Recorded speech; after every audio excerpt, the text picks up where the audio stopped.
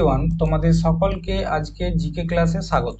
দেখো, আজকে আমরা যে টপিকটা নিয়ে আলোচনা করব ভারতের সংসদীয় ও বিচার ব্যবস্থা নিয়ে। ঠিক আছে, তো আমরা আগের দিন সংসদীয় ব্যবস্থার মধ্যে লোকসভা রাজ্যসভা কি এই বিষয়ে আলোচনা করেছি।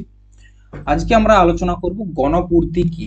দেখো, গণপূর্তি কি এটা বুঝতে গেলে আমাদেরকে একটু ছোটবেলার দিকে ফিরে যেতে হবে। গণপূর্তি মানেটা কি? দেখবে ছোটবেলার সময় যখন আমরা স্কুলে পড়তাম তখন কি হয়েছে, তখন ধরো কোনো একটা বিশেষ করে বর্ষাকালের দিনে কি হতো যে সকাল থেকে প্রচুর বৃষ্টি হচ্ছে, সেই কারণে বেশিরভাগ স্টুডেন্ট স্কুল যেতে পারেনি। ধরো একটা ক্লাসে 100 জন স্টুডেন্ট আছে, তার মধ্যে 5 জন প্রেজেন্ট আছে, ঠিক আছে, বাকি 95 জন অ্যাবসেন্ট। তো সেক্ষেত্রে স্কুলে কি করা হতো, যে বৃষ্টির জন্য আসতে পারেনি তাই ছুটি দিয়ে দেওয়া হতো। কিসের জন্য? কারণ স্টুডেন্ট সংখ্যা কম। কিন্তু যদি এই 100 জনের মধ্যে তোমার 10 থেকে 15 জন উপস্থিত থাকে, সেক্ষেত্রে কিন্তু ক্লাস করানো হতো। তার মানে কি? তার মানে যদি কোনো একটা ক্লাসে যে তার টোটাল সংখ্যা তার থেকে প্রচুর পরিমাণে কম স্টুডেন্ট আসে, সেদিনটা দেখি ক্লাস করানোটা মনে হয় বেকার, যে ক্লাস করানোর প্রয়োজন নেই। ঠিক সেরকম একইভাবে আমাদের যে সংসদ রয়েছে, ঠিক আছে, সেখানে তো প্রচুর সদস্য না, লোকসভাতে বলো বা রাজ্যসভায় বলো, সেখানে প্রচুর সদস্য। এরপর একটা যদি আমরা কাজ করতে চাই, আমরা যদি চাই যে আমাদের মানে লোকসভার যে কার্যকাল সেটা ঠিকঠাকভাবে চলুক, ধরো কি বলবো, ধরো বাজেটের সময় নয়, ধরো কোনো একটা সেশন চলছে, ঠিক আছে, সেই সেশনের সময় এমন একদিন দেখা গেল যে আমাদের লোকসভা সদস্য সংখ্যা 545, কিন্তু উপস্থিত রয়েছে মাত্র 30 জন। তো সেক্ষেত্রে লোকসভার যিনি স্পিকার থাকেন তিনি বলেন যে আজকে গণপূর্তি হয়নি, তো আজকে কার্য প্রণালী যেগুলো রয়েছে সেগুলো বন্ধ থাকবে। সেটাই বলা হয়েছে গণপূর্তি। মানে কি, একটা নির্দিষ্ট পরিমাণ নাম্বার অফ মেম্বার যদি উপস্থিত না থাকে, তো সেক্ষেত্রে সেদিন কার্যকাল করা, সেদিনের যে কার্য প্রণালী সেটা বন্ধ থাকে। তো আর্টিকেল নাম্বার 100 সেটাই বলেছে, কোরাম বা গণপূর্তি। গণপূর্তি কি? আমাদের পার্লামেন্টের টোটাল সদস্যের যদি 10%, ঠিক আছে, মানে 545 জন যদি সদস্য হয় তার 10%, ঠিক আছে, প্রায় 55 জন যদি উপস্থিত না থাকে, ঠিক আছে, প্রায় 55 জন, 54 দশমিক সামথিং হবে, তো প্রায় 55 জন উপস্থিত যদি না থাকে, সেক্ষেত্রে যে লোকসভার স্পিকার বা যিনি চেয়ারম্যান থাকেন তিনি সেই দিনের সভাটাকে মুলতুবি করে দেন। মুলতুবি করে দেওয়া মানে কি, সেই দিনের যে কার্যপ্রণালী সেটাকে বন্ধ করে দেয় এবং বলে যে এটা অন্যদিন আমরা করব, ঠিক আছে। তো এটাকে বলা হচ্ছে গণপূর্তি। বুঝতে পেরেছো গণপূর্তি কি? গণপূর্তি হচ্ছে একটা নাম্বার অফ মেম্বার যদি উপস্থিত না থাকে, সেটা কত, 10%, তাহলে সেদিনের যে কার্যপ্রণালী বা যে কাজগুলো থাকে সেটাকে মুলতুবি করে দেওয়া হয়। Next, article number 105। Article number 105 কি বলছে? আমাদের যারা এমপি রয়েছে, ঠিক আছে, মেম্বার অফ পার্লামেন্ট, এমপি রয়েছে, তাদেরকে কিছু বিশেষ অধিকার দেওয়া হয় আর্টিকেল নাম্বার 105-এর মাধ্যমে। তোমরা শুধু এইটুকু লাইন মনে রাখবে, যারা রেলওয়ে গ্রুপ ডি বা এনটিপিসি বা এসএসসি ডাব্লিউপি কেপি প্রস্তুতি নিচ্ছ, তোমরা শুধু এইটুকুই মনে রাখবে, আর্টিকেল নাম্বার 105-এ সংসদদের বা এমপি যারা রয়েছে তাদেরকে কিছু বিশেষ অধিকার দেওয়া হয়। এর বেশি কিছু মনে রাখার প্রয়োজন নেই। কিন্তু তোমরা যদি কমিশন লেভেলে মানে পিএসসির জন্য প্রস্তুতি নিচ্ছ, ধরো ডাব্লিউবিসিএস এর, তো সেক্ষেত্রে তোমরা জানবে যে আমাদের 105 নম্বর আর্টিকেল 3 ধরনের স্বাধীনতা দেয়। একটা হচ্ছে বাক স্বাধীনতা, একটা হচ্ছে আদালতে কর্মের জন্য দায়বদ্ধতা, আর একটা হচ্ছে ক্ষমতা। বাক স্বাধীনতা কি? মানে আমাদের যারা এমপি রয়েছে তারা যখন পার্লামেন্টে গিয়ে কোনো রকম বক্তৃতা দেয় বা স্পিচ দেয়, বা তাদের যে কথাগুলো বলে, দেখবে তোমরা যখন কোনো বৈঠক চলে তো সেখানে দেখবে বিভিন্ন সংসদ বিভিন্ন রকম কথা বলছে, তো তাদের কাছে একটা বাক স্বাধীনতা রয়েছে নিজের কথা বলার জন্য। তবে কি, সে তাদের যে মুখের ভাষা, যে ল্যাঙ্গুয়েজ, সেটাকে অবশ্যই সাংবিধানিক হতে হবে। মানে কি, আজে বাজে কথা বলা কিন্তু চলবে না। নেক্সট কি, আদালত কর্মের জন্য দায়বদ্ধতা। তারা যে কথাগুলা পার্লামেন্টে বলবে সেইগুলোর উপর ভিত্তি করে কোনো রকম কেস করা চলবে না, মানে কোনো রকম ব্যাপার নিয়ে কোর্টে যেতে পারবে না, ঠিক আছে, তারা যে কথাগুলো বলছে। এটা হচ্ছে আর্টিকেল নাম্বার 105। এরপর আর্টিকেল নাম্বার 107 কি বলছে? আর্টিকেল নাম্বার 107 বলছে যে বিল, তোমরা শুনেছো বিভিন্ন সময় বলবে এই বিলটা নিয়ে আসা হয়েছে পার্লামেন্টে, সেই বিলটা পার্লামেন্টে পাস হতে পারেনি। তো আর্টিকেল নাম্বার 107-এ যে বিল রয়েছে সেই বিলগুলোকে প্রবর্তন এবং পাস করানোর বিধান দিয়েছে। পাস করানোর এবং প্রবর্তনের মানে আনার। দেখো কি বলছে আর্টিকেল নাম্বার 107। আর্টিকেল নাম্বার 107 বলছে একটা বিল, সেটা যদি মানি বিল না হয়, অর্থ বিল না হয়, সেটা মনে রাখবে, সেটা কিন্তু যে কোনো সভায়, লোকসভা বা রাজ্যসভা, যে কোনো হাউসেই প্রথমত সেই বিলটাকে নিয়ে আসতে পারে, ঠিক আছে। আর একটা কি, আর বিলটা তখনই আনা হবে যখন রাজ্যসভা এবং লোকসভা এই দুজনেই কি থাকবে, উপস্থিত থাকবে। এই দুটা পয়েন্ট আর্টিকেল নাম্বার 107 থেকে মনে রাখতে হবে। কি, প্রথমত বিল লোকসভা এবং রাজ্যসভা এই দুটা জায়গা থেকেই স্টার্ট করা যেতে পারে, ঠিক আছে। কিন্তু কখন বিলটাকে আনা হবে, যখন লোকসভা এবং রাজ্যসভা দুজনেই উপস্থিত থাকবে, মানে লোকসভারও সেশন চলছে আবার রাজ্যসভারও বৈঠক চলছে, এরকম সময়, ঠিক আছে।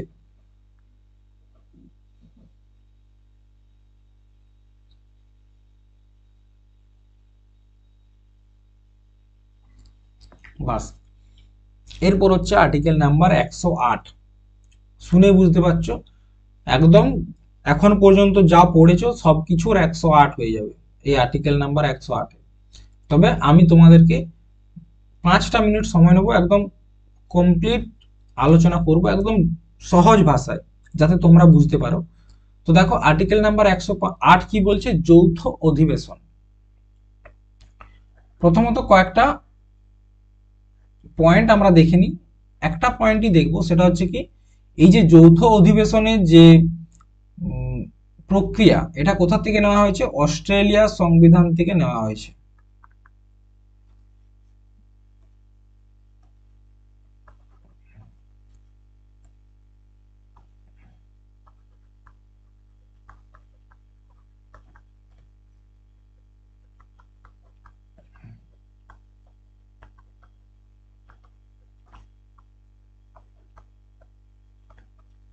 ঠিক আছে, কোথা থেকে নেওয়া হয়েছে, অস্ট্রেলিয়ার সংবিধান থেকে গৃহীত। এই একটা পয়েন্ট মনে রাখবে, ঠিক আছে। এরপর যৌথ অধিবেশন কি, দেখবে যখন ছোটবেলায় আমরা বদমাইশি করতাম, ঠিক আছে, তখন কি হতো, ধরো একজন ভাই একজন বোন দুজনকার মধ্যে বিশাল মারপিট শুরু হয়ে গেছে, ঠিক আছে। তো ওদের দুজনকার মধ্যে যখন ঝামেলা হতো, তখন বাবা মায়ের তো স্বাভাবিকভাবে অনেক বিরক্ত হতো। তখন তারা কি করতো, দু ভাই বোনের মধ্যে, মানে যাতে কোনো রকম ঝামেলা না হয় তার জন্য তাদের ভাব গড়িয়ে দিত, ঠিক আছে। কিভাবে, তাদের দুজনকে একটা জায়গায় ডাকতো এবং তারপর তাদের যে প্রবলেম সেগুলো শুনে পরে ঠিক করে দিত। ঠিক সেরকম ভাবেই আমাদের সংসদেও কিন্তু, মানে আমাদের যে পার্লামেন্ট রয়েছে সেখানেও কিন্তু এই একই ঘটনা ঘটে। ধরো কোনো একটা বিল, আর্টিকেল নাম্বার 107 কি বললো, যে বিল লোকসভা বা রাজ্যসভায় যে কোনো জায়গায় আনা যেতে পারে, ঠিক আছে। তো ধরো কোনো একটা বিল লোকসভাতে পেশ করা হয়েছে এবং সেই বিলটা লোকসভা থেকে পাস হয়ে গেছে, ঠিক আছে, লোকসভা থেকে পাস হয়ে গেছে এবং এখানে পাস হওয়ার পর সেই বিলটা কোথায় যাবে, রাজ্যসভা। কিন্তু রাজ্যসভা কি করলো, যে না, আমরা বিলটাকে পাস করতে দেব না, ঠিক আছে, এরা বললো পাস করতে দেব না, ঠিক আছে। কোনো একটা বিল রাজ্যসভায় পাস হয়ে গেল, এখানে পাস হয়ে গেল, কিন্তু সেটা লোকসভায় যাওয়ার পর পাস হচ্ছে না, মানে কি, দুজন দুজনকার মধ্যে ঝামেলা রয়েছে, মানে দুজন দুজনকার মধ্যে ঠিক মিল ভাবটা নেই। তখন আমাদের দেশের বাবা মাকে, সেটা হচ্ছে প্রেসিডেন্ট, ঠিক আছে। তখন প্রেসিডেন্ট কি করবে, আর্টিকেল নাম্বার 52, এই যে পাশে যে নাম্বারগুলো লিখছি সেটা দেখে বুঝে যাবে যে কত নাম্বার আর্টিকেলে তার উল্লেখ রয়েছে, ঠিক আছে। তো প্রেসিডেন্ট কি করবে, এই লোকসভা, তার মানে হচ্ছে তোমার আর্টিকেল নাম্বার 81, এবং রাজ্যসভা আর্টিকেল নাম্বার 80, এটা হচ্ছে রাজ্যসভা, এটা হচ্ছে লোকসভা। এই দুজনকে কি করবে, যে না তোমাদের জন্য ঝামেলা হচ্ছে, চলো তোমাদেরকে একটা জায়গায় নিয়ে আসি। একটা জায়গায় নিয়ে এলো, সেটাকে বলা হচ্ছে আর্টিকেল নাম্বার 108, জয়েন্ট সেশন। ঠিক আছে, ঠিক আছে। এরপর সেই বিলটা, যে বিলটা নিয়ে ঝামেলা হচ্ছিল, সেই বিলটার উপর এই লোকসভা এবং রাজ্যসভা একসাথে কি করবে, ভোট দিবে। এবং ভোট দেওয়ার পর যেটা মত আসবে সেটাই ফাইনাল রেজাল্ট। ঠিক আছে। এখানে একটা জিনিস তোমরা মনে রাখবে, যে এই যে জয়েন্ট সেশন হচ্ছে বা যৌথ অধিবেশন হচ্ছে, এটার অধ্যক্ষ কে হয়, মানে এটাকে পরিচালনা কে করে, সেটা হচ্ছে লোকসভার স্পিকার। আর্টিকেল নাম্বার 93, তিনি এটাকে কি করেন, পরিচালনা করেন। এরপর দেখো, তোমরা জানো আমাদের লোকসভাতে সিট সংখ্যা কত এবং রাজ্যসভাতে সিট সংখ্যা কত। ঠিক আছে, মনে রাখবে যে লোকসভা সবসময় জিতে যায়, কেন জানো, লোকসভার সিট সংখ্যা বেশি, কারণ লোকসভার হচ্ছে 545 আর রাজ্যসভার হচ্ছে 245। ঠিক আছে।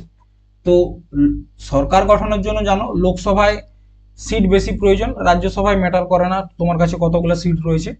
তো লোকসভায় ধরো দুটা পার্টি, একটা হচ্ছে বিজেপি আর একটা হচ্ছে কংগ্রেস।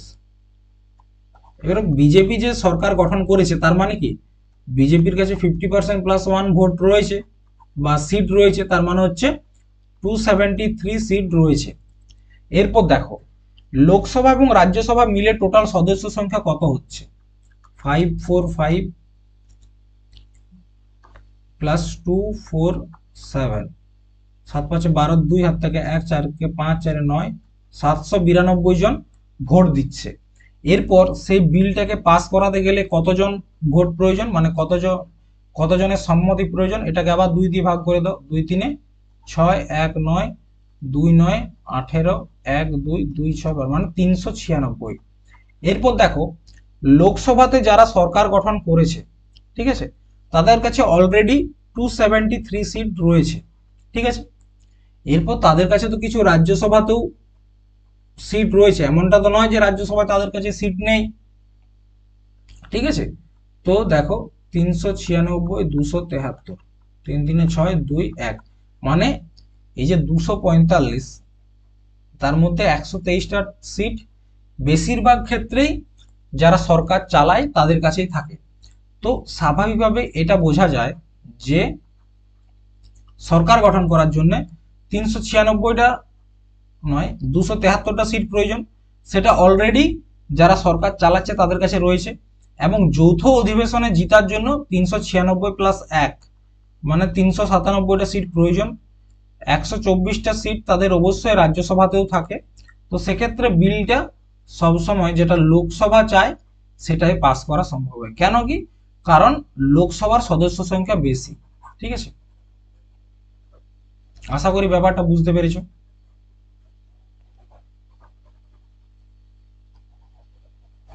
এত কিছু এখানে রাখার প্রয়োজন নেই। ঠিক আছে, তাহলে একটু ইরেজ করে, নয়তো দেখতে বাজে লাগবে।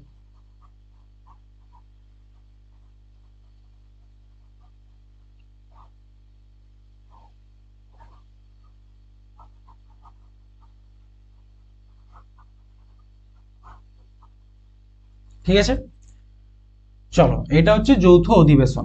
এরপর কখন কখন যৌথ অধিবেশন বা জয়েন্ট সেশন ডাকা যাবে না, ঠিক আছে, মনে রাখবে এখানে কয়েকটা পয়েন্ট।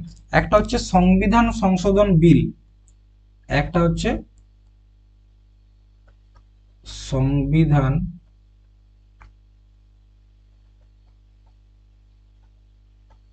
সংশোধন বিল, 2 ধন বিধেয়ক বা মানি বিল, 3 মহাভিয়োগ, যে প্রেসিডেন্টকে হাঁটানোর জন্য যে প্রস্তাবটা আনা হয়। ঠিক আছে। তো এই 3টা বিষয়ের উপর জয়েন্ট সেশন ডাকা যাবে না। ঠিক আছে, এই 3টা বিলের উপর জয়েন্ট সেশন হবে না। বুঝতে পেরেছ তো, এই 3টা বিলের উপর কিন্তু জয়েন্ট সেশন হবে না। তাহলে কি, সংবিধান সংশোধন বিল বা তোমার মানি বিল, যেটাকে অর্থ বিল বলা হয়, এবং মহাভিয়োগ, এই তিনটা বিলের ওপর কখনোই জয়েন্ট সেশন ডাকা যাবে না। এরপর বলো তো আমাদের এখনো পর্যন্ত মানে ইতিহাসে টোটাল কতবার জয়েন্ট সেশন হয়েছে আমাদের মানে সংসদের ইতিহাসে? সেটা হচ্ছে 3বার। একবার 1961-এ, একবার 1978-এ, আর একবার হচ্ছে 2002। এই 3বারেই 3টে নতুন নতুন বিল নিয়ে যৌথ অধিবেশন হয়। একটা হচ্ছে দহেজ উন্মূলন, মানে হচ্ছে পণ প্রথা,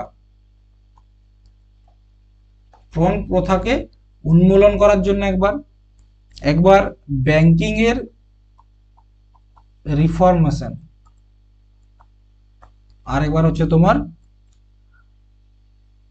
পোটা বলে একটা অ্যাক্ট ছিল। এই 3টা বিষয়কে হাঁটানোর জন্য 3বার জয়েন্ট সেশন ডাকা হয়েছিল। ঠিক আছে, নেক্সট সে একই ব্যাপার, জয়েন্ট সেশন কখন কখন ডাকা হয়? বলছে যে অন্য হাউসটি বিল প্রত্যাখ্যান করে বা বিলের সংশোধনী নিয়ে হাউসগুলো একমত নয়, বা বিল পাস না করে 6 মাসেরও বেশি সময় পার করে দেওয়া হয়। ঠিক আছে, যেহেতু এখানে সবকিছু লিখাই রয়েছে, তাহলে শুধু শুধু আর এইখানে কেন?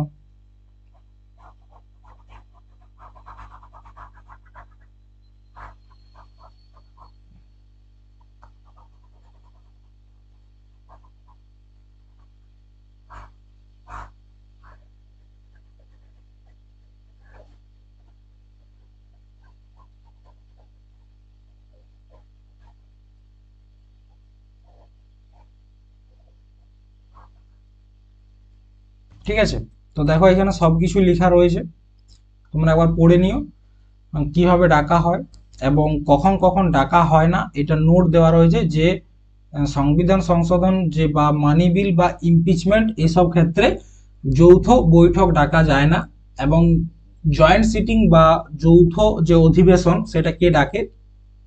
সেটা ডাকে রাষ্ট্রপতি, কিন্তু সেখানকার যে হেড বা সভাপতি হিসাবে কাজ করে কে? সেটা হচ্ছে লোকসভার স্পিকার। এরপর হচ্ছে আর্টিকেল 109। আর্টিকেল 109 কি বলছে? আর্টিকেল 109 বলছে যে অর্থ বিল সংক্রান্ত বিশেষ পদ্ধতি। ঠিক আছে, তার মানেটা কি? ধরো মানি বিল, মানি বিল বলতে কি মানে হচ্ছে তোমার আমাদের দেশে কত টাকা ঢুকছে ট্যাক্স হিসাবে বা কত টাকা খরচ হচ্ছে, এই যে হিসাব বা পাতি কথায় বলা হচ্ছে, দেখো যদি কোনো ট্যাক্স কমানো হয়, কোনো ক্ষেত্রে ট্যাক্স বাড়ানো হয়, তো এই সব বিষয়গুলোকে বলা হচ্ছে মানি বিল। এরপর মানি বিলকে প্রস্তুত করার জন্য না কয়েকটা বৈশিষ্ট্য রয়েছে, মানে কিভাবে সেটাকে পেশ করা যাবে বা কিভাবে সেটাকে মানে ইন্ট্রোডিউস করা যাবে আমাদের পার্লামেন্টে, সেটার কিছু বিশেষত্ব রয়েছে। তো যেমন কি, প্রথমত যে ফার্স্ট পয়েন্ট সেটা হচ্ছে রাজ্য পরিষদে যে অর্থ বিল বা মানি বিল রয়েছে সেটাকে প্রস্তুত করা যাবে না। প্রথমত কি, রাজ্য পরিষদ বা রাজ্যসভাতে মানি বিল বা অর্থ বিলকে পেশ করা যাবে না। অর্থ বিল সবসময় কোথায়? লোকসভাতে পেশ করতে হবে। কোথায়? লোকসভাতে প্রথমেই পেশ করতে হবে। ঠিক আছে, ফার্স্ট পয়েন্ট। সেকেন্ড পয়েন্ট কি, রাজ্যসভা এই বিল প্রথমত লোকসভাতে পেশ করা হবে, এবং বিলটা পেশ করার পূর্বে, বিল পেশ করার পূর্বে প্রেসিডেন্টের অনুমতি নেওয়া হবে।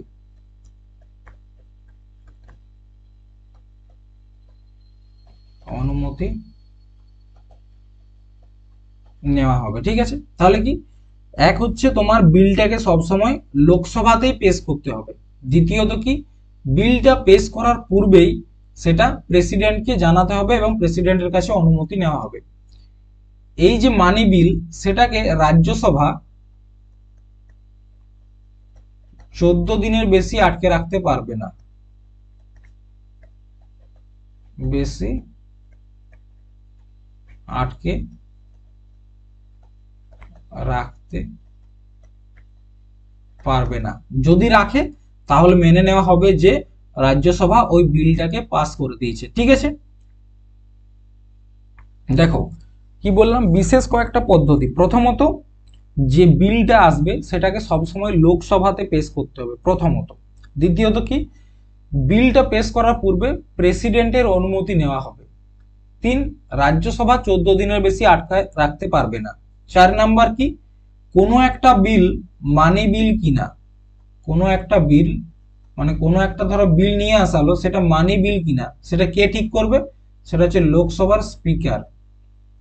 তাহলে কোনো একটা বিল মানি বিল কিনা সেটা কে ঠিক করবে, সেটা হচ্ছে লোকসভার স্পিকার। এরপর দেখো এখানে তোমাদেরকে একটা ছোট্ট করে পয়েন্ট বলেছিলাম যে বিলটা পেশ করার পূর্বেই প্রেসিডেন্টের কাছে অনুমতি নিতে হবে। তো যখন বিলটা পেশ করার পূর্বে আমরা অনুমতি নিয়ে নিচ্ছি, তো সেক্ষেত্রে মনে রাখবে প্রেসিডেন্ট এখানে কিন্তু কোনো রকমের যে ভিটো পাওয়ার, ঠিক আছে, তার তো কয়েকটা ভিটো পাওয়ার রয়েছে, তো সেই ভিটো পাওয়ারগুলো ব্যবহার করতে তিনি পারবেন না। কারণটা কি, কারণটা তাকে আগেই জানানো হয়েছে, ঠিক আছে। এটা হচ্ছে কি, যে একটা অর্থ বিল বা মানি বিল সেটাকে কিভাবে আমাদের পেশ করতে হবে সেটা কিন্তু বলা হয়েছে আর্টিকেল নাম্বার 109। এটা কিন্তু মনে রাখবে, আর্টিকেল 109 মানি বিলকে নিয়ে আলোচনা করেনি, এখানে বলা হয়েছে যে একটা মানি বিল কিভাবে আমাদের পার্লামেন্টে নিয়ে আসা হবে তার যে পদ্ধতি সেটা নিয়ে আলোচনা করা হয়েছে।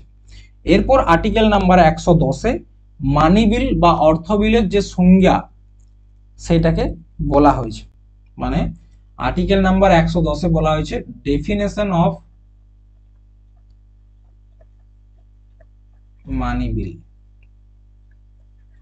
মানে এরপর দেখো আমি কি বললাম, যে যদি কোনো একটা বিল মানি বিল হয় সেক্ষেত্রে সেই বিলটা রাজ্যসভা 14 দিনের বেশি আটকে রাখতে পারবে না। তাহলে দেখো লোকসভা কি চাইবে, যে প্রত্যেকটা বিলেই মানি বিল হয়ে যায়, তাহলে রাজ্যসভার কোনো দায়িত্ব থাকছে না। তাহলে কি করবে, তাহলে তো ভালো, প্রত্যেকটা বিল লোকসভায় আনা হবে এবং প্রত্যেকটা বিল পাস হয়ে যাবে। কিন্তু এমনটা হয় না, ঠিক আছে। কোনো একটা বিল যে মানি বিল বা অর্থ বিল সেটা বোঝারও না কয়েকটা প্রকার পদ্ধতি রয়েছে বা একটা প্যাটার্ন রয়েছে। দেখো একটা মোবাইলকে আমরা কখন মোবাইল বলবো, যখন সেটাকে আমরা সব জায়গায় ক্যারি করতে পারবো, সেটার থেকে আমরা সব রকমের মোবাইলের যে ফ্যাসিলিটি সেগুলো পাবো। বা আমরা একটা ল্যাপটপকে কখন ল্যাপটপ বলবো, যখন সেটাতে একটা উইন্ডোজের ভার্সন থাকবে। বা কখন একটা ইতিহাসের বইকে ইতিহাসের বই বলবো, যখন সেখানে আমাদের যে অতীতকালের ঘটনা সেগুলো নিয়ে বর্ণনা করা থাকবে। ঠিক সেরকম ভাবেই কোনো একটা বিলকে মানি বিল কখন বলবো, তার তো নিশ্চয়ই কিছু ডেফিনেশন থাকবে না। তো তার টোটাল 7টা ডেফিনেশন রয়েছে, ঠিক আছে। কোনো একটা বিলকে মানি বিল বলা হবে কিনা সেটার জন্য টোটাল 7টা ডেফিনেশন রয়েছে। কিন্তু আমরা কয়েকটা ডেফিনেশনের মধ্যে মানে 7টা যে বৈশিষ্ট্য দিয়েছে তার মধ্যে কয়েকটা আমরা দেখব, সেখান থেকে তোমরা বুঝতে পারবে যে কোনো একটা বিল মানি বিল কিনা। প্রথমত কি, প্রথমত যদি বিলের মধ্যে ট্যাক্স সংক্রান্ত কোনো আলোচনা থাকে, মানে কি ট্যাক্স যদি বৃদ্ধি করা হয় বা কম করা হয়, বা যদি ট্যাক্সকে বিলুপ্ত করে দেওয়া হয়, কম বৃদ্ধি করা হয়, কম করা হয় বা বিলুপ্ত। তার মানে কি, তার মানে ধরো আজকে কোনো একটা বিষয়ের উপর জিএসটি আছে 18%, ঠিক আছে। তো একটা বিলের মাধ্যমে যদি জিএসটি কে 18% থেকে বাড়িয়ে 20% করা হয়, বা 18% থেকে কমিয়ে তোমার 12% করা হয়, বা জিএসটি কে তুলে দেওয়া হয়, তাহলে সেটা কি মানি বিল। মানে কি, যখনই একটা বিল লোকসভার স্পিকারের কাছে আসবে এবং তিনি দেখবেন যে বিলটাতে ট্যাক্স নিয়ে আলোচনা করা হয়েছে, ট্যাক্স নিয়ে আলোচনা বলতে কি, হয় ট্যাক্স বৃদ্ধি করা হয়েছে বা ট্যাক্স কমানো হয়েছে বা ট্যাক্সটাকে তুলে দেওয়া হয়েছে, এইরকম যখনই ঘটনা দেখবে তখনই স্পিকার বুঝে যাবে যে এটা একটা মানি বিল, ঠিক আছে। একটা পয়েন্ট। দ্বিতীয় পয়েন্ট কি,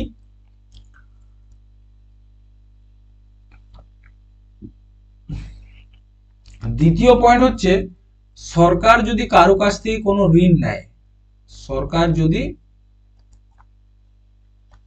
ঋণ নেয়, ঋণ নেয় বলতে কি, লোন, ধার নেওয়া, ঠিক আছে।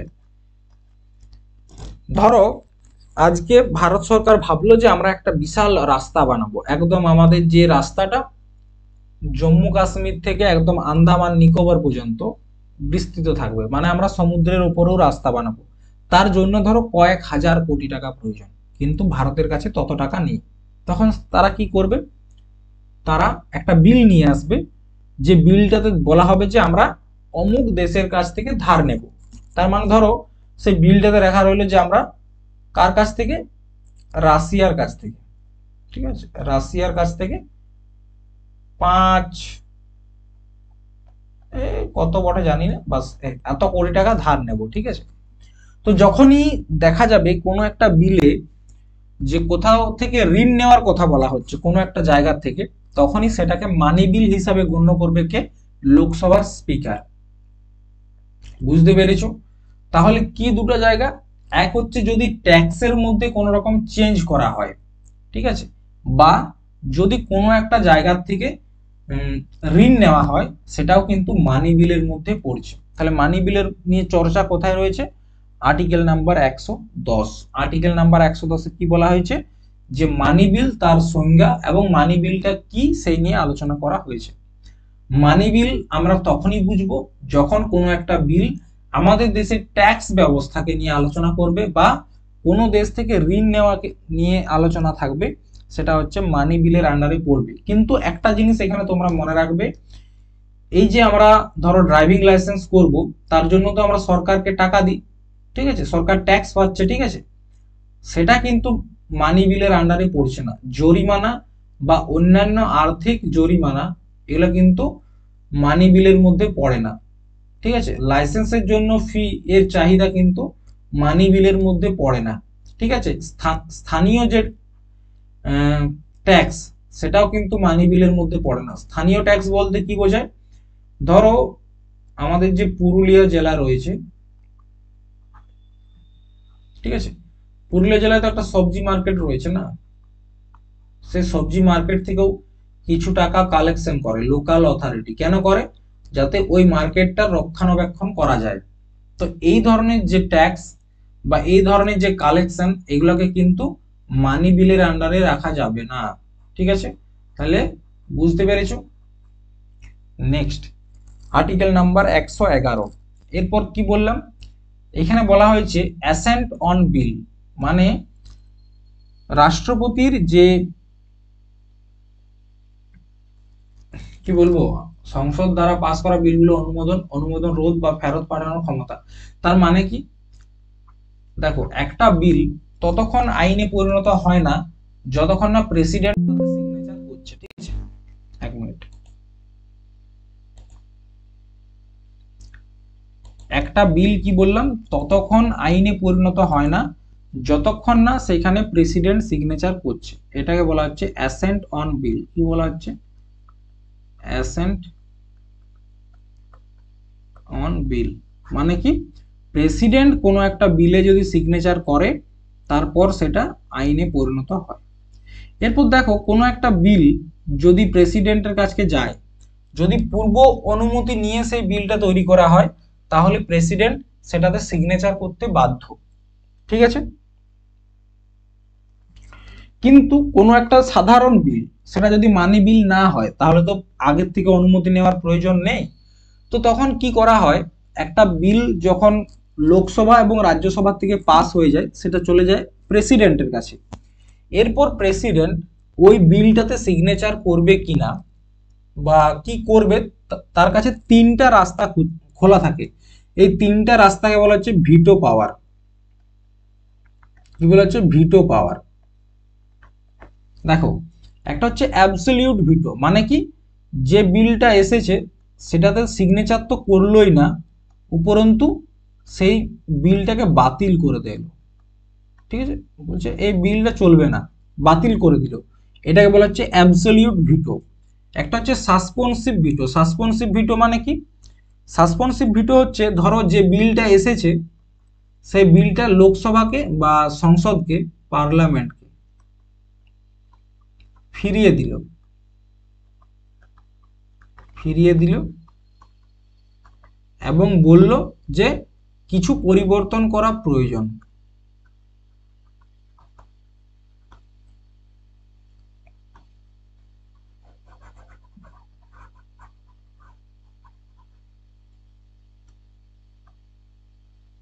কি বললাম, যে একটা বিল প্রেসিডেন্টের কাছে এসছে, সেটা তিনি কি করলেন, পার্লামেন্টকে ফেরত দিয়ে দিলেন। ঠিক আছে, এবং কিছু সাজেশন দিলেন যে চেঞ্জ করার জন্য। ঠিক আছে, যে এই বিলের মধ্যে কিছু কিছু জিনিস চেঞ্জ করে দেওয়ার জন্য।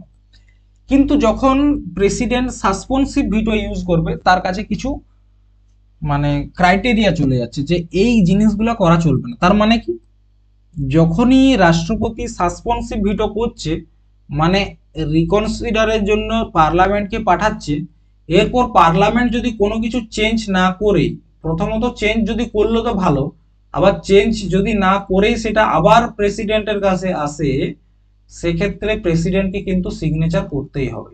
এটা হচ্ছে সাসপেনসিভ ভিটো। দেখো, ভালো করে বুঝে নাও, এগুলো পরীক্ষায় কিন্তু খুব গুরুত্বপূর্ণ এবং এখান থেকে প্রচুর প্রশ্ন পাবে। ঠিক আছে, কি বললাম, যখন কোনো একটা বিল পার্লামেন্টে আসে, ঠিক আছে, যখন কোনো একটা বিল পার্লামেন্টে আসে, পার্লামেন্টে পাস হওয়ার পর সেই বিলটা কার কাছে চলে যায়, সেটা চলে যায় প্রেসিডেন্টের কাছে। প্রেসিডেন্ট যতক্ষণ না সেটা সিগনেচার করছে, সেটাতে কোনো রকম আইনি পরিণত হয় না। তো এই সিগনেচার না করা নিয়ে প্রেসিডেন্টের কাছে 3 ধরনের পাওয়ার রয়েছে, যেটাকে বলা হচ্ছে ভিটো পাওয়ার। আমরা আগেও আলোচনা করেছি। এক হচ্ছে অ্যাবসলিউট ভিটো, একটা হচ্ছে সাসপেনসিভ ভিটো, একটা হচ্ছে পকেট ভিটো। অ্যাবসলিউট ভিটো মানে কি, বিলটাতে সিগনেচার না করে বাতিল করে দেওয়া। কিন্তু এই যে অ্যাবসলিউট ভিটো, এটা হচ্ছে 42তম সংবিধান সংশোধন 1976 এর মাধ্যমে বাতিল করে দেওয়া হয়েছে। মানে বর্তমানে প্রেসিডেন্টের কাছে এই ভিটো পাওয়ারটি নেই। এখন যে দুটো রয়েছে, একটা হচ্ছে সাসপেনসিভ ভিটো আর একটা হচ্ছে পকেট ভিটো। সাসপেনসিভ ভিটো মানে কি, কোনো একটা বিল পার্লামেন্টের থেকে এসে যখন প্রেসিডেন্টের কাছে আসে, প্রেসিডেন্ট সেটা কি করে, সিগনেচার না করে পার্লামেন্টে আবার ফেরত পাঠিয়ে দেয় এবং বলে যে এখানে কিছু পরিবর্তন করা প্রয়োজন, আপনারা সেই পরিবর্তনটা করুন।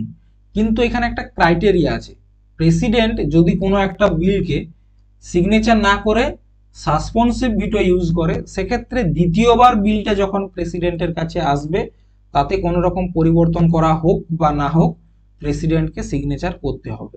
এটা হচ্ছে সাসপেনসিভ ভিটো। আরেকটা হচ্ছে পকেট ভিটো। পকেট ভিটো কি, কোনো একটা বিল যখন প্রেসিডেন্টের কাছে আসে, প্রেসিডেন্ট সেটাকে কি করে, না সিগনেচার করে, না পার্লামেন্টের কাছে ফেরত পাঠায়, বরঞ্চ কি করে, পকেটে ভরে নেয় এবং ভুলে যায় যে আমার কাছে কোনো বিল এসছে। আর তোমরা জানো, প্রেসিডেন্ট যদি পকেটে ভরে নেয়, কারো বাবার ক্ষমতা নেই প্রেসিডেন্টকে বলা যে আপনার পকেটে একটা বিল আছে, ওটা সিগনেচার করে দিন, কেউ বলতে পারবে না। তো সেটা হচ্ছে পকেট ভিটো। ঠিক আছে, তো সেটা যখন ব্যবহার তিনি করবেন, সেটার কৈফিয়ত তো কেউ নিতেও পারবে না। এটার একটা এক্সাম্পল রয়েছে, যে ডাক সংশোধন যে বিলটা এসেছিল না, ডাক সংশোধন বিল, সেখানে জ্ঞানী জেল সিং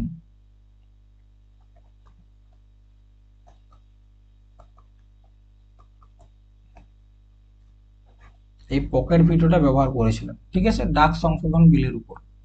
নেক্সট, আজকের আমাদের খুব ইন্টারেস্টিং একটা টপিক, সেটা হচ্ছে বাজেট। আর্টিকেল 112তে বাজেট নিয়ে আলোচনা করা হয়েছে। কিন্তু তোমাদেরকে একটা গুরুত্বপূর্ণ কথা বলি, আমাদের যে সংবিধান, ঠিক আছে, সেখানে কিন্তু বাজেট বলে কোনো শব্দ নেই, বরঞ্চ তার পরিবর্তে কোন শব্দটি রয়েছে, অ্যানুয়াল ফাইন্যান্সিয়াল রিপোর্ট। ঠিক আছে, অ্যানুয়াল ফাইন্যান্সিয়াল রিপোর্টটাকে বলা হচ্ছে বাজেট। কি বললাম, আমাদের সংবিধানে বাজেট শব্দের ব্যবহার কোথাও করা হয়নি। এটা কিন্তু নোট লিখে রাখো, যে সংবিধানে কোথাও ব্যবহার করা হয়নি। ঠিক আছে,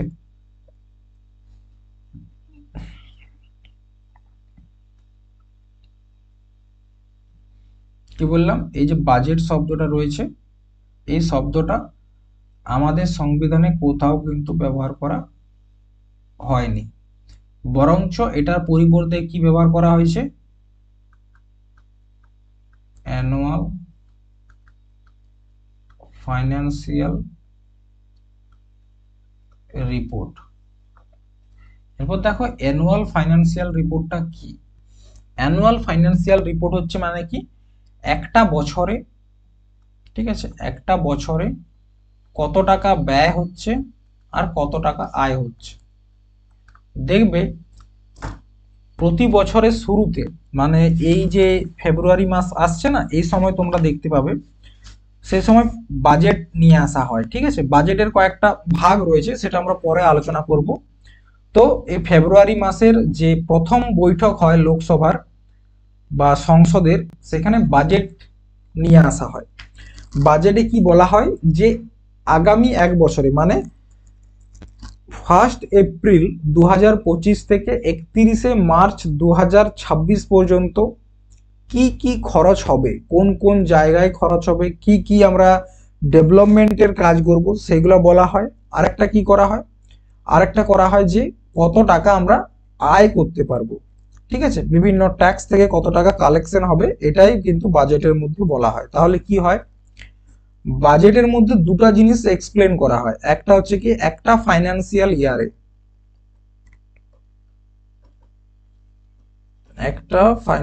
ইয়ারে, মানে তুমি ধরো 1 এপ্রিল 2025 থেকে 31 মার্চ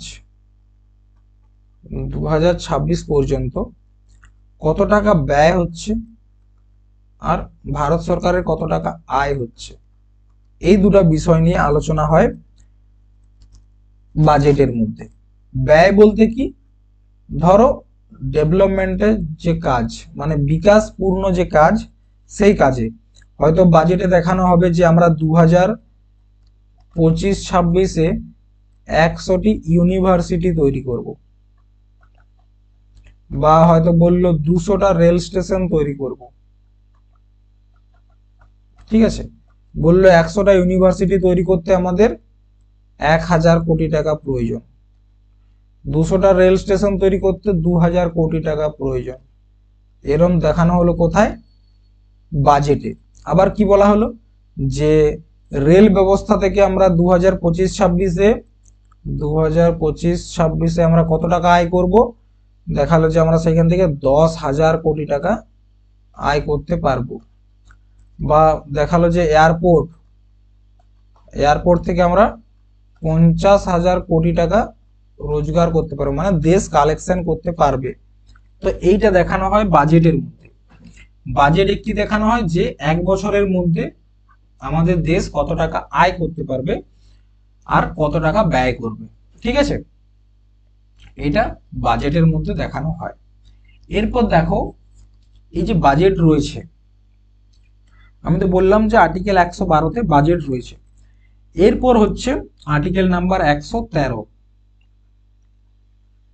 দেখো আর্টিকেল নাম্বার 113-তে বলা হচ্ছে প্রাকলন। প্রাকলন মানে কি, একটা হচ্ছে এস্টিমেটেড খরচ। দেখো প্রাকলন মানে কি বলা হয়েছে, প্রাকলন বলা হয়েছে যে বাজেটে তো বললো যে কোথায় মানে কত খরচ হবে কি না হবে। ঠিক আছে, টাকাটা তো বার করতে হবে নাকি, না এমনি এমনি সরকারের কাজগুলো হয়ে যাবে। টাকা খুব গুরুত্বপূর্ণ একটা বিষয়, টাকা সঙ্গে নিয়ে যায় না মানুষ, কিন্তু টাকা ছাড়াও বেঁচে থাকা সম্ভব নয়। দৈনন্দিন জীবনে এমন কোনো কাজ নেই যেটা করতে গেলে টাকা প্রয়োজন নেই। এখনকার দিনে জল খেতে গেলেও পয়সা লাগছে, ঠিক আছে, জল পানেও। তো আর্টিকেল নাম্বার 112-তে দেখো আমরা কি বললাম, সেখানে বাজেট, একটা ফাইন্যান্সিয়াল ইয়ারে কত টাকা খরচ হবে, কত টাকা আয় হবে, সেগুলো নিয়ে আলোচনা করা হয়েছে। আর্টিকেল নাম্বার 113, এখানে বলা হয়েছে প্রাকলন। প্রাকলন, প্রাকলনটা কি দেখো, বাজেটে আমি কি বললাম, রেল বলছে আমার 200 কোটি টাকা চাই, 2000 কোটি টাকা চাই, কিসের জন্য, 200টা রেল স্টেশন তৈরি করতে। প্রাকলনে কি দেখাবে, এই প্রাকলনে দেখাবে যে এই যে 2000 কোটি টাকা আমরা কোথায় কোথায় খরচ করব। ঠিক আছে, কোথায় কোথায় খরচ করব এটা প্রাকলনে দেখাচ্ছে। ঠিক আছে, এইটা দেখানোর পর একটা আর্টিকেল নাম্বার 114 আসে, যেটা বলা হচ্ছে অ্যাপ্রোপ্রিয়েশন বিল। অ্যাপ্রোপ্রিয়েশন বিল, ঠিক আছে, এই অ্যাপ্রোপ্রিয়েশন বিলের মাধ্যমে এটাকে বলা হয় বিনিয়োগ বিধায়ক বিল।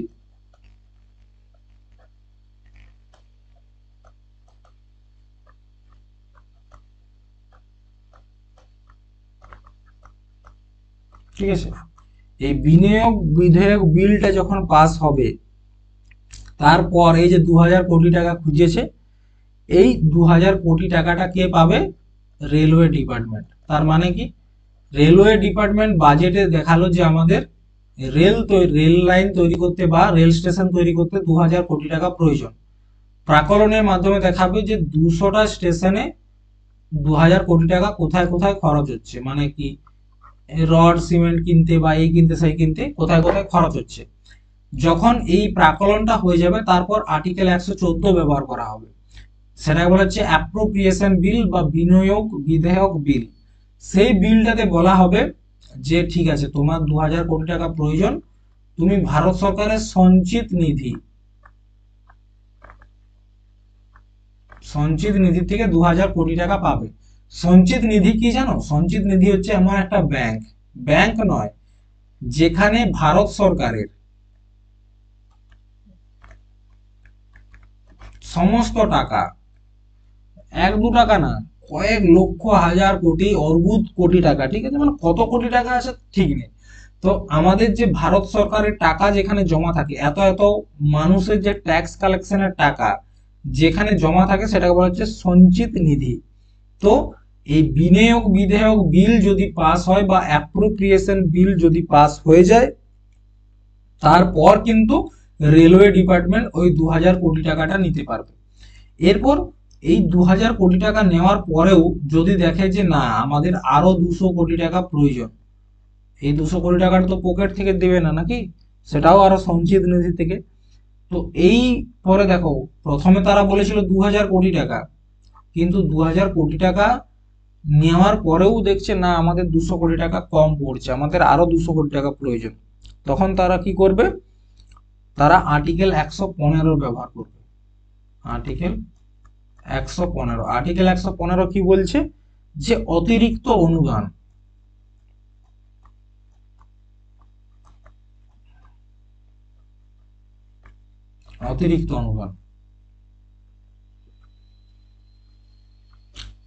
এই অতিরিক্ত অনুদানে কি করা হবে? যে দেখবে না, 2025 সালে বিলটা পাস হয়েছিল, তখন 2000 কোটি টাকায় তৈরি হচ্ছিল, কিন্তু এখন 2027, 2 বছর লেগে গেছে এবং জিনিসপত্রের দাম যা বাড়িছে, তখন ঠিক করবে যে না, অতিরিক্ত অনুদান দেওয়া হোক। বুঝতে পেরেছো? তো এইগুলা হচ্ছে কি টাকা বার করার উপায়। মানে বাজেটে দেখাচ্ছে যে আমাদের এত টাকা খরচ হবে, প্রাকলনে দেখাচ্ছে যে কোথায় কোথায় খরচ হবে, ঠিক আছে। তারপর হচ্ছে অ্যাপ্রোপ্রিয়েশন বিল নিয়ে আসা হচ্ছে, বিনিয়োগ বিধেয়ক, সেখানকার মাধ্যমে সেই টাকাগুলোকে সঞ্চিত নিধি থেকে বার করা হচ্ছে এবং আর্টিকেল 115 ব্যবহার করে কি আনা হচ্ছে? 115 ব্যবহার করে নিয়ে আসা হচ্ছে তোমার অতিরিক্ত অনুদান। তাহলে আর্টিকেল 114 কি বললাম? অ্যাপ্রোপ্রিয়েশন বিল বা বিনিয়োগ বিধেয়ক বিল। বিনিয়োগ,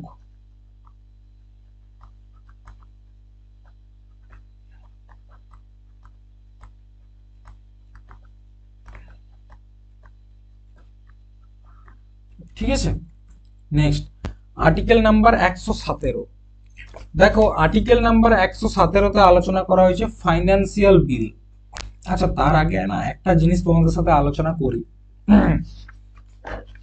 দেখবে এই যে বাজেট যখন পেশ করা হয় না, বাজেট 2 ধরনের হয়। দেখো বাজেটকে নিয়ে আলোচনা করছি।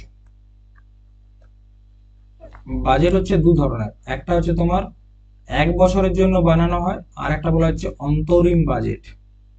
এটা শেষেই করে দিই, অন্তরিম বাজেট 1 বছরের জন্য বানানো হয়, সেটা ঠিক আছে, নর্মাল বাজেট। কিন্তু যেটা অন্তরিম বাজেট, এটা কখন বানানো হয়? যে বছর ইলেকশন আছে, মানে ধরো 2024-এ এটা বানানো হয়েছে, এরপর 2029-এ আবার অন্তরিম বাজেট বানানো হবে। অন্তরিম বাজেট হচ্ছে লাস্ট 3 মাসের যে বাজেট, 3 মাসের বাজেট, ঠিক আছে। এই 3 মাসের বাজেটে কত টাকা আয় হচ্ছে এবং কত টাকা ব্যয় হচ্ছে সেইটা দেখাচ্ছে, তখন তাকে বলা হচ্ছে অন্তরিম বাজেট। আবার এই তোমরা জানো যে ভোটের সময় লোকসভার প্রত্যেকটা মেম্বার খুব ব্যস্ত থাকে, তখন তারা কি করে? তখন তারা শুধুমাত্র ব্যয়টা দেখায়, ঠিক আছে। যখন শুধুমাত্র ব্যয় দেখাবে, তখন তাকে বলা হচ্ছে লেখানুদান। লেখানুদান, এটা হচ্ছে আমার আর্টিকেল নাম্বার 116-তে রয়েছে। তাহলে কি বললাম, বাজেট তিন ধরনের, একটা হচ্ছে ফুল বাজেট যেটা প্রত্যেক বছর আনা হয়, এই বছরও দেখবে এই ফেব্রুয়ারি মেতে যে সেশনটা রয়েছে সেখানে দেখতে পাবে। একটা হচ্ছে অন্তরিম বাজেট, এটা ভোটের সময় আনা হয়, যে বছর লোকসভার ভোট থাকে লাস্ট 3 মাসের জন্য এটাকে আনা হয়, এবং সেখানে আয় এবং ব্যয় দুটোই দেখানো হয়।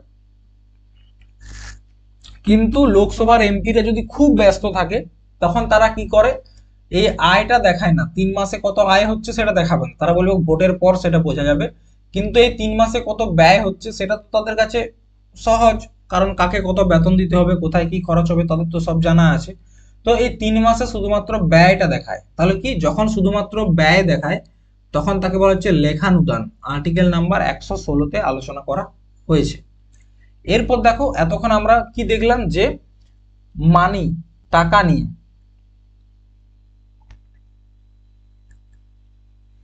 যে কোথা থেকে কিভাবে টাকা বার করব। এরপর আমরা দেখব ফাইন্যান্সিয়াল বিল বা বিত্ত বিধেয়ক। ঠিক আছে, আর্টিকেল 117-তে রয়েছে ফাইন্যান্সিয়াল বিল। মানি বিল আর ফাইন্যান্সিয়াল বিলের মধ্যে পার্থক্য আছে। মানি বিলে হচ্ছে কি শুধুমাত্র টাকা নিয়ে আলোচনা, আর ফাইন্যান্সিয়াল বিলে হচ্ছে তোমার কি কি বিকাশের কাজ করা হবে, মানে ডেভেলপমেন্টের কাজ কি কি করা হবে, সেটা হচ্ছে তোমার ফাইন্যান্সিয়াল বিল।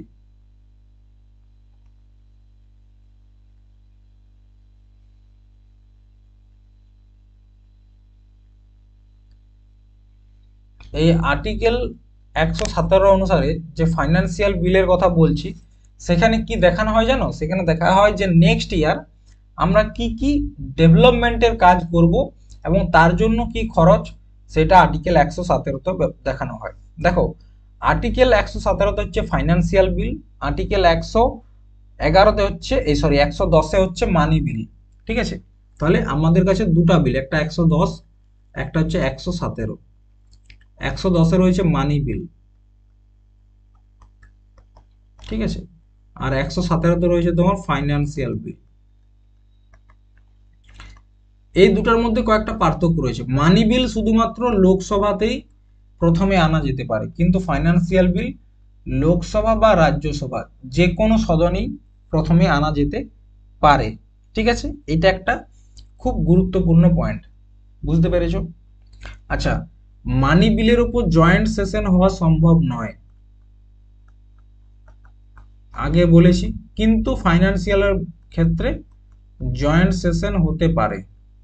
ঠিক আছে, এখানে জয়েন্ট সেশন হবে না, এখানে জয়েন্ট সেশন কিন্তু হতে পারে। তো এটা হচ্ছে মানি বিল এবং ফাইন্যান্সিয়াল বিলের মধ্যে পার্থক্য। এরপর মানি বিল এবং ফাইন্যান্সিয়াল বিলের, এই যে ফাইন্যান্সিয়াল বিল তার আবার দুটা ক্যাটাগরি রয়েছে, একটা ক্যাটাগরি এ এবং ক্যাটাগরি বি।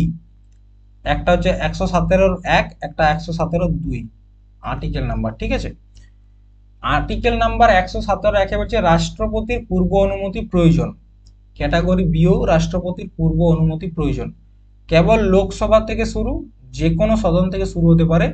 আর্টিকেল 117-2 নাম্বার যে ক্যাটাগরিটা রয়েছে, দুটার ক্ষেত্রে জয়েন্ট সেশন বা যৌথ অধিবেশন হওয়া সম্ভব। দেখ সরি দেখো, এরপর যে মানি বিল বা অর্ডিনারি যে একটা সাধারণ বিলের মধ্যে কি কি পার্থক্য রয়েছে, এটাও কিন্তু জানাটা খুব প্রয়োজন। ঠিক আছে, যে একটা মানি বিল ও একটা সাধারণ বিলের মধ্যে কি কি পার্থক্যটা রয়েছে। দেখো, অর্ডিনারি বিল কি হচ্ছে, অর্ডিনারি বিল তোমার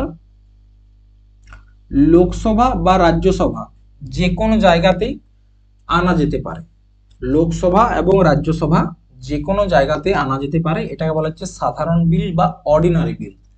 কিন্তু মানি বিল শুধুমাত্র লোকসভাতে আনা হবে। ঠিক আছে, এটা কিন্তু খুব গুরুত্বপূর্ণ, মানি বিল সবসময় লোকসভাতে আনা হবে।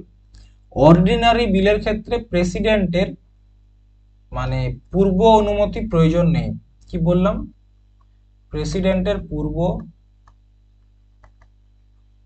অনুমতি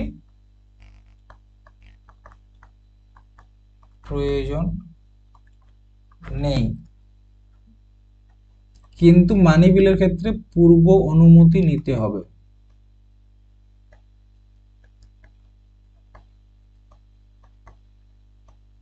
ঠিক আছে, তারপর কি বলছে, অর্ডিনারি বিল রাজ্যসভা দ্বারা সংশোধন বা প্রত্যাখ্যান করা যেতে পারে। একটা সাধারণ বিলকে রাজ্যসভা কি করতে পারে, প্রত্যাখ্যানও করে দিতে পারে বা কোনো রকম পরিবর্তন করতে পারে। কিন্তু মানি বিল এখানে রাজ্যসভা কিছুই করতে পারে না। তার মানে কি, মানি বিলের ক্ষেত্রে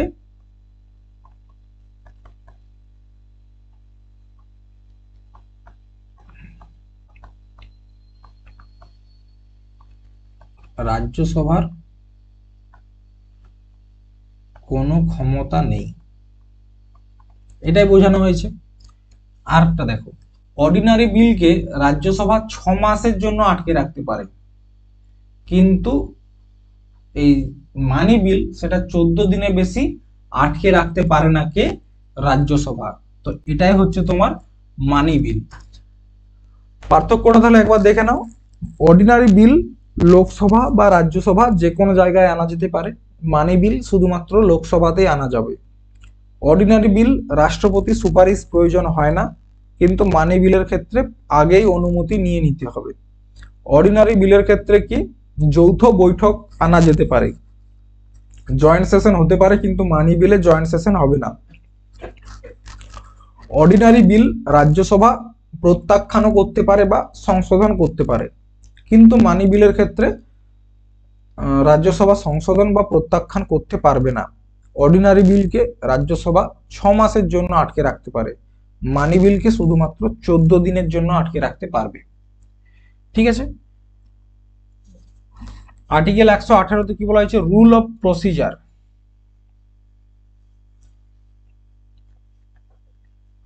কি বলা হয়েছে, রুল অফ প্রসিজার মানে কি, কোনো একটা জায়গাকে চালাতে গেলে কিছু কিছু নিয়ম কানুন প্রয়োজন, সেগুলো আর্টিকেল নাম্বার 118-তে। এটা খুব গুরুত্বপূর্ণ নয়, পরীক্ষায় সেরকম আসে না। এরপর হচ্ছে আর্টিকেল নাম্বার 120, এখানে হচ্ছে সংসদে ব্যবহৃত ভাষা। দেখো, আমাদের আর্টিকেল অনুসারে সংসদে ব্যবহার করার জন্য দুটা ভাষাকে বেছে নেওয়া হয়েছে, একটা হচ্ছে ইংলিশ আর একটা হচ্ছে হিন্দি। এই দুটা ভাষাকে আমাদের সংসদে ভাষা হিসাবে ব্যবহার করা যেতে পারে বলে লেখা রয়েছে। কিন্তু যদি কোনো একজন এমপি ইংরেজি বা হিন্দি এই দুটা ভাষায় না জানে, তো সে কি করবে, সংসদের যিনি চেয়ারপারসন রয়েছেন, ঠিক আছে, লোকসভার ক্ষেত্রে স্পিকার বা রাজ্যসভার ক্ষেত্রে সভাপতি, ঠিক আছে, লোকসভার ক্ষেত্রে স্পিকার এবং রাজ্যসভার ক্ষেত্রে সভাপতির কাছে পারমিশন নিয়ে নিজের ভাষাতেও কিন্তু তার বক্তব্য রাখতে পারেন। তাহলে কি, দেখো এটা নোট করে নাও। আর্টিকেল 120 অনুসারে সংসদে ব্যবহৃত ভাষা হিসাবে ইংরেজি ও হিন্দিকে মান্যতা দেওয়া হয়েছে। ঠিক আছে, কিন্তু কোন সদস্য এই দুই ভাষা না জানলে তিনি স্পিকার অথবা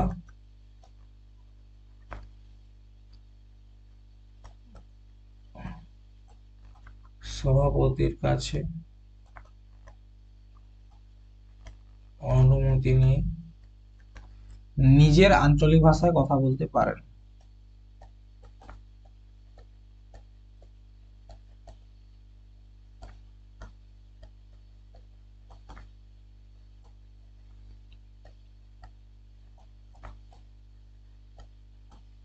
ঠিক আছে, কি বলছে, আমাদের সংসদে দুটো ভাষাকে মান্যতা দেওয়া হয়েছে, একটা হচ্ছে হিন্দি আর একটা হচ্ছে ইংরেজি। কিন্তু কেউ যদি এই দুটার মধ্যে একটা ভাষাও না জানে, তো তিনি তার যে আঞ্চলিক ভাষা সেই ভাষাতেও তিনি কথা বলতে পারেন। নেক্সট, আর্টিকেল নাম্বার 121, এখানে বলা হয়েছে যে আর্টিকেল নাম্বার 121 বলছে যে